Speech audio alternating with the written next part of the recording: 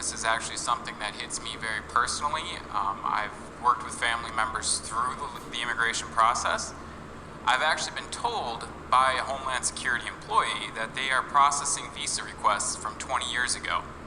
I have seen applications disappear in the system while their checks still got cashed for thousands of dollars. What real plans do you have to fix the immigration process in the legal system? The first thing we need to do is pass comprehensive immigration reform, and I have been just up in northwestern Minnesota talking to our turkey producers up there, where it's become harder and harder for them to get these temporary agriculture workers. And if you look at the bill that went through the Senate with some significant Republican support a few years back, including Senator Hoeven of North Dakota, what that bill did is it created a special agricultural program for temporary agriculture workers, guest workers we called them, and I think that would be so helpful to have in place right now. You look at the legal immigrants that are working in our turkey plants, that are working in our farm fields, that are working in our nursing homes, so we want to encourage that. We also need order at the border, and the Senate immigration bill put over $40 billion for security at the border. Why did it make sense fiscally? Well, because why did Grover Norquist support it as his top priority? Because it saved $150 billion over 10 years, because people would start paying in their taxes and the economy would benefit from it. And that is why the Farm Bureau supported it, the Farmers Union supported it, and our major ag groups as well as the Chamber and the union supported this bill. That's what we need to. Thanks for letting me respond to Amy's rambling answer. The question was, what are you going to do about legal problems of immigration that are hurting the rural community? And he asked for real plans that you have, Senator. Well, Amy starts off with what she calls comprehensive immigration reform. But where is that, Senator? It doesn't exist. It is not the answer to legal problems with immigration. Let me explain that to you. Minnesota's farms rely on immigrant and migrant labor. Because in Minnesota we have great farmland, converted from forest, but it's cold, and farming is very, very seasonal.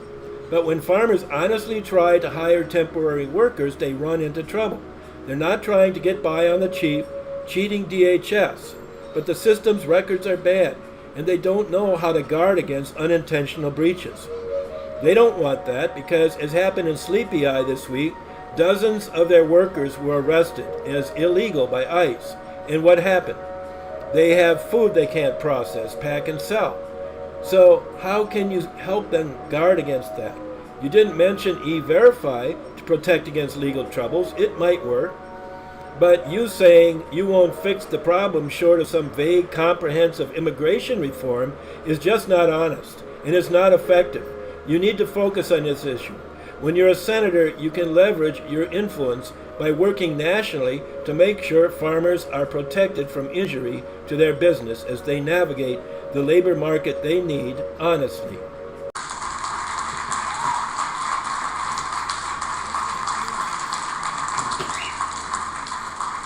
Well, thank you. That's an excellent question. And how do we deal with the immigration problem? I'm going to be really fast and put on your seatbelt.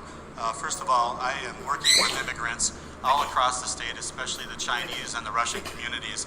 And one of the biggest complaints that I hear from these folks who are trying to do this legally is they are getting bumped in line by people that are being brought here as refugees.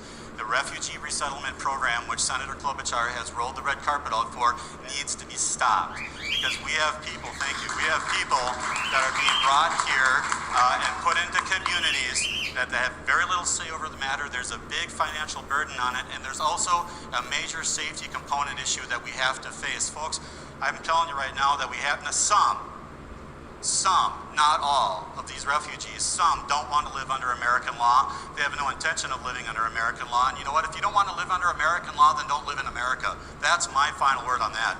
But when it comes to immigration, we need to reform the visa program. I know that there's an H2C program that's going through. We need to work on that so that if you are bringing people over here legally, God bless you, because we want those folks. We need to restructure the program so that you as an employer can have those people available for your operations. Time is up. Thank you.